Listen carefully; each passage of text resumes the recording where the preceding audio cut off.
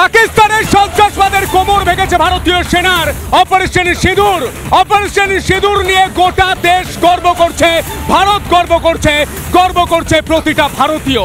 কিন্তু তারই মাঝে এ রাজ্যের রাজনৈতিক দল তৃণমূল কংগ্রেসের নেতা মন্ত্রীরা মমতা বন্দ্যোপাধ্যায় থেকে শুরু করে, চন্দ্রিমা ভট্টাচার্য থেকে শুরু করে, কাকলি ঘোষ দস্তিদার থেকে শুরু করে, নরেন্দ্রনাথ চক্রবর্তী থেকে শুরু করে উদয়ন গুহ, প্রত্যেকেই অপারেশন সিঁদুর নিয়ে অকথা কুকথা বলছেন। আসলে তাদের বুকে যন্ত্রণা হচ্ছে, পেটে ব্যথা হচ্ছে। কেন? কারণ এই অপারেশনের নাম রাখা হয়েছে সিঁদুর। অপারেশনের নাম কেন সিঁদুর রাখা হবে?